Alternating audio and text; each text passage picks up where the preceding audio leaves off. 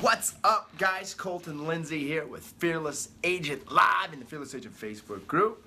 Do me a favor, and if you're watching this live on my YouTube, I guess not live, if you watch this recorded on my YouTube channel, hit that subscribe button, like, comment, and share. And as you guys pop on, put a yes in the comments if you would like to convert more appointments to actual contract sign, because that's what we're going to be talking about today.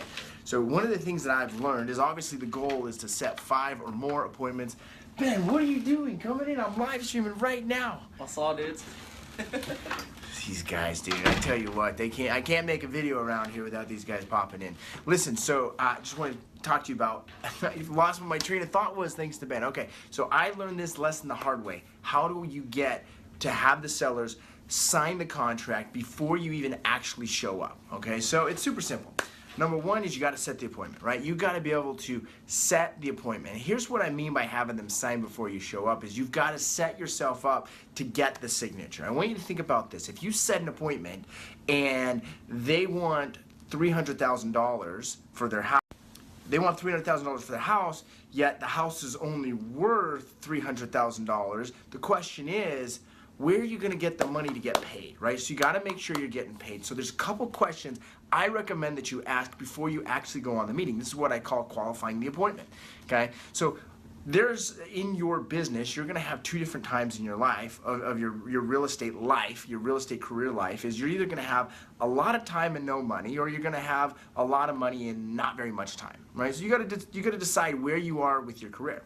But if you've got a lot of time and no money, it makes sense to go out and meet with someone that's less qualified, because you're going to be able to sit face to face with a seller, a real person, and do your presentation in that real scenario. But if you've got not a ton of time, or you're just to that point where you've got several appointments, you're going on 3 or 4 a week, then you probably don't want to waste time on crappy appointments. Okay, that's the lesson I learned. The better the appointment, the more likely I am to get that signature. So remember, the target is set 5, go on 3, sign 1. What if you could actually set 7, go on 4, and sign 2 or 3? Would you be okay with that? So here's the questions. Number 1 is motivation. Think about this. What type of seller is more motivated? The guy moving to Chicago for a job transfer and has to be there by September 30th, or the guy that wants a bigger house because it's just time to get a bigger house, but he doesn't have to sell. And he says something like this: if I can get this, then I will make the move. Which type of seller would you rather have? So if you ask the questions ahead of time, hey, listen, sounds great, what takes you to blank, then they'll tell you what their reason is behind it. Now, sometimes you're going to get sellers that say, well, we're getting divorced. Okay, awesome. Leave it there. You don't want to dig into that situation, but I do recommend you charge them more when you meet with them. The other question that you really want to ask is what's called the $1 million question. If you had to guess, and you were going to win $1 million by guessing correctly, what price realistically do you think a buyer would pay for your house? Now, a question that a lot of agents ask is, how much do you want to list your house for when you see us? They might tell you $375,000, right? And you know you can't list it for more than $350,000 to get it sold. So when you ask this way, hey, if you're gonna win $1 million by guessing correctly, what price realistically do you think a buyer would pay for your house? They're gonna say, you know what, I bet they'd pay $350,000. So now they're already starting to get their head straight before you meet with them, and you don't have to deal with this whole pricing thing when you get there, because you're gonna go and do the Fearless Agent pricing strategy, and they're gonna have their head straight, and they're gonna start with your strategy, and then you're gonna price it right, and you're gonna get it sold, right?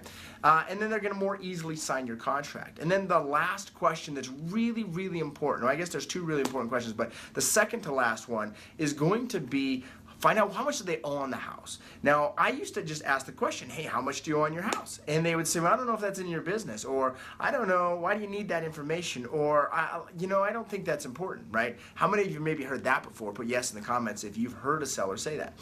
I changed it slightly thanks to Bob's advice, and I've never ever not had a seller tell me what they owe on their house ever again. I say, you know what, I could probably look this up, but off the top of your head, how much do you owe on your property?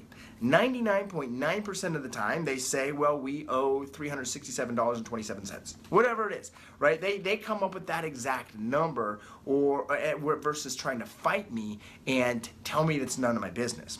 Actually, it is my business. I'm selling houses, and I can't help you without that information, right? That's what I want to say to them, but I don't say that. So use the line, hey, I could probably look this up. Off the top of your head, how much do you owe on this house? And they'll tell you what it is. You write it down. So you want to make sure a couple things. They're motivated. They have a reason to sell. They're really motivated, right? You want that motivated person. That their head is realistic on the price, the sales price, okay? And that they have equity so they can pay you, right? And then the final thing that you want to do is, because your goal, remember this. When you got, I was talking to a student the other day, I can't remember who it was, and he was saying he was struggling to get for sale by owners signed because he wasn't getting to the point of getting to ask them to sign the contract. Your whole goal going over that meeting is to not just spill out your listing presentation, but it's to walk away with a listing contract signed. You get no money if you don't sign contracts. Yes or yes. Put yes in the comments to understand that the contracts are what really has a ton of value here, okay? So, if your goal is to get a contract signed, that means both decision makers must be at the appointment. So one of the questions I always ask is, hey, I just want to make sure that all of the decision makers are going to be at the house on Thursday night. Is that the case? And they're going to say, yeah, they'll be there, or they're going to say, no, my wife won't be there, or no, my husband won't be there.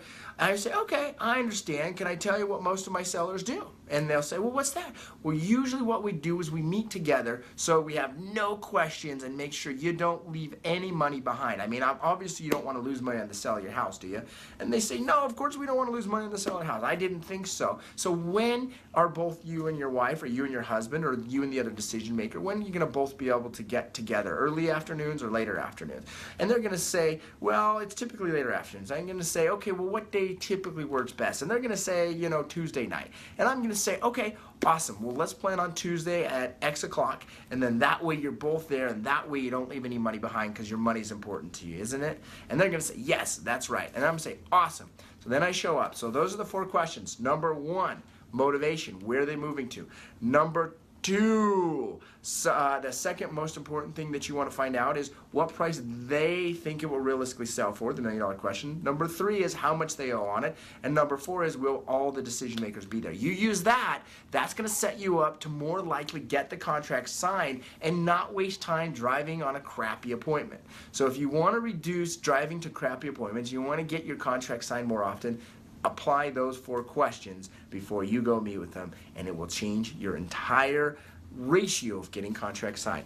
If you're new to Fearless Agent, we appreciate you checking us out. Go to fearlessagent.com or send me a message if you want to learn more about Fearless Agent. For those of you that are Fearless Agent, we appreciate you being involved, and I want to congratulate all of those that are having success and having 6-figure or multiple 6-figure careers. I was talking to Chad Boyle yesterday. If you don't know him, he is an amazing Fearless Agent. I'm going to be interviewing him and Cody Barton on the 29th, I think next Tuesday. With Mojo. We've got well over 1,000 people registered for that, so I'm super stoked. But what's so interesting about Chad is he left corporate America over a year ago, and I think it was last summer he started with Fearless Agent and started full-time into real estate sales. This year, from January till the end of the year, he is on pace to earn over $200,000. He was saying yesterday right around $225,000 in paid commissions in his first full year in real estate sales and coaching with Fearless Agent. So if you like results like that, that's what you got to do, is you got to mimic what that dude is doing. And you know what he does a lot of? He prospects all the time. He gets all the other crap out of the way, and he gets on the phone, and he knows when he's slacking, his contacts are down, his appointments are down, and so the main number he always tracks is how many appointments he's setting. The target is 5 or more every single week. So congratulations, Chad. Super stoked to see your success. Love to hear about everyone else's success as well. So send us a message and let us know the victories that you're having, or post in the Facebook group. That's a great place to share your victories. Thanks, guys. So let's talk about the now business. That's going to be sometimes from your SOI, right? You just randomly call them and they hear you and they say, yeah, well, my son's buying a house, whatever. A cold call is if you're calling now and they say, yes, we're selling now, and you set an appointment, you book the appointment now. That's now business. Most of your cold calls, I want to be very clear,